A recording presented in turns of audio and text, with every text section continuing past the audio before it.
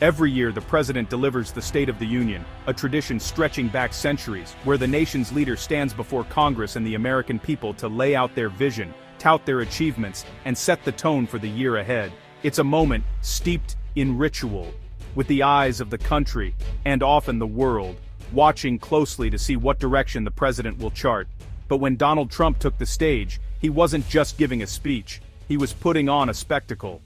From the moment he entered the chamber, it was clear this would be no ordinary address. Trump brought his signature flair, commanding the room with a showman's confidence and a knack for drama that kept everyone guessing what might happen next. This wasn't your grandfather's State of the Union. Gone were the days of dry policy recitations and polite applause. Trump's approach was bold, unpredictable, and at times, downright theatrical, breaking with tradition in ways that left even seasoned political observers surprised. It was longer, flashier, and packed with more twists than a TV season finale. The atmosphere in the chamber was electric, with lawmakers and guests alike hanging on every word, unsure what headline-making moment might come next. Trump's address shattered records, clocking in as the longest in modern history, outlasting even Harry Truman's famously lengthy speeches. The clock kept ticking, and the president showed no signs of slowing down, determined to make his mark on the record books.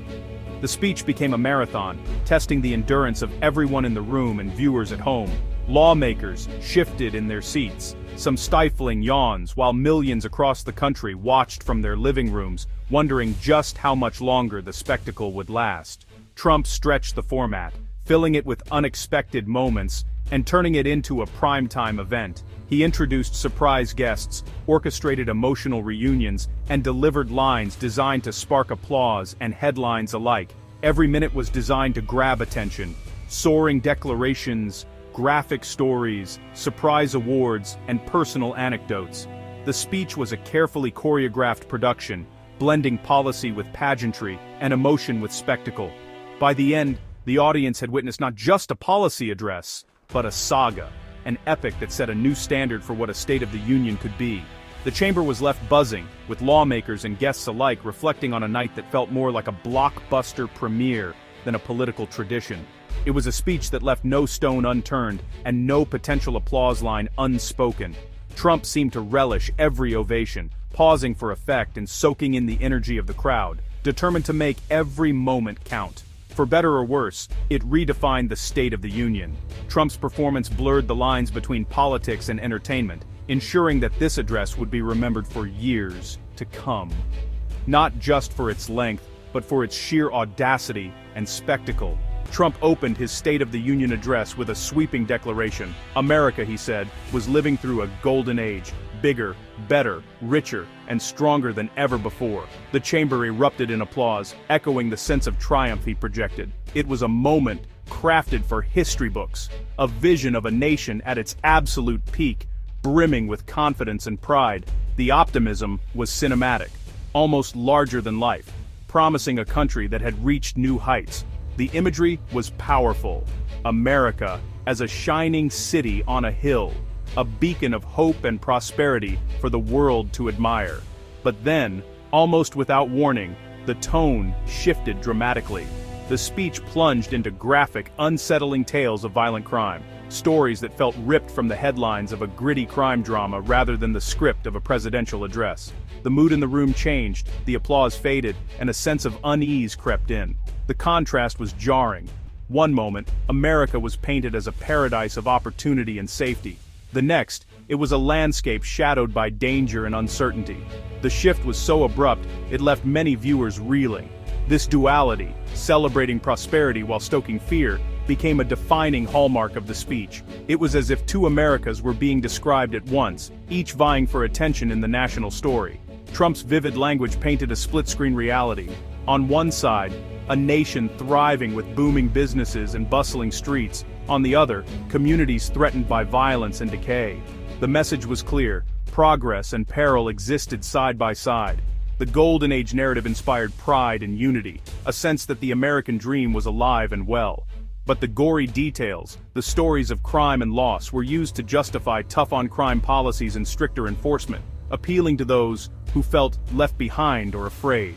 It was a rhetorical roller coaster, designed to tug at both hope and fear in equal measure. The speech moved rapidly between celebration and alarm, keeping the audience emotionally off balance and deeply engaged. The contradiction was impossible to ignore. For every promise of greatness, there was a warning of lurking threats. The audience was left to wonder which America was real. The speech tried to have it both ways, celebrating a perfect present while warning of imminent dangers just around the corner. It was a balancing act, walking a tightrope between reassurance and alarm. For viewers at home, it was a confusing journey through a nation that seemed to be both utopia and dystopia at once, a place of boundless promise and persistent peril, all wrapped up in a single, unforgettable speech. In a move that surprised many, Trump transformed the State of the Union into something resembling a live awards show, blending politics with spectacle in a way rarely seen before. Throughout the evening, he paused again and again to shine a spotlight on American heroes, inviting the nation to join in applause. The House chamber was transformed into a stage, not just for policy, but for celebrating the achievements of Olympic champions, decorated war heroes, and everyday citizens whose stories inspired millions. In a particularly moving moment, the First Lady stepped forward to present the Congressional Medal of Honor to Captain Royce Williams, honoring his extraordinary bravery. Chief Warrant Officer Slover was also recognized for his service, receiving heartfelt applause from both sides of the aisle. Trump then announced the Presidential Medal of Freedom for a guest named Connor, highlighting his remarkable contributions and personal courage. Others in attendance were honored with the Legion of Merit and the Purple Heart, their sacrifices and achievements recognized before the nation. These powerful moments brought a rare sense of unity to the chamber, as even the president's critics stood to applaud the honorees, setting aside political differences, if only briefly. The awards show format broke up the usual rhythm of the speech, creating emotional, made-for-TV moments that resonated with viewers at home and in the chamber alike. It was political theater at its most effective, associating Trump with national pride, heroism, and the values Americans hold dear, all under the bright lights of prime time.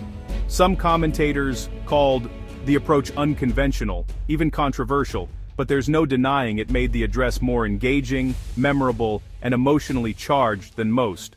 For one night, politics paused, and the spotlight turned to American excellence, reminding everyone, regardless of party, of the power of recognition and unity. The chamber was a perfect snapshot of America's political divide. Republicans leapt to their feet, cheering Trump's every word. Democrats sat stone-faced, their silence as loud as the applause across the aisle. At one point, Trump called out the Democrats for not standing, further highlighting the partisan rift. The split reactions became one of the night's defining images. Two audiences, two realities. For supporters, Democrats' silence was disrespectful. For opponents, it was principled protest. The divided chamber mirrored a divided nation. The State of the Union became a living metaphor for America's polarization. Amidst the policy and pageantry, Trump injected his signature humor into the address. His jokes were off-the-cuff, self-aware, and sometimes self-aggrandizing. The most memorable, "I've always wanted the Congressional Medal of Honor, but I was informed I'm not allowed to give it to myself." Republicans laughed. Democrats mostly didn't. For his base, these moments showed authenticity and a willingness to break norms. Critics saw them as inappropriate for the occasion. Even Trump's humor underscored the nation's divide, every joke a political statement. In a polarized America, even laughter was partisan. Trump used special guests to humanize his policies, turning statistics into personal stories. He introduced Rachel Wiggins, a mother whose story illustrated economic opportunity. War heroes like Captain Royce Williams and Chief Warrant Officer Slover were honored in person, adding emotional weight. These guests made the speech more relatable and powerful, transcending political bickering.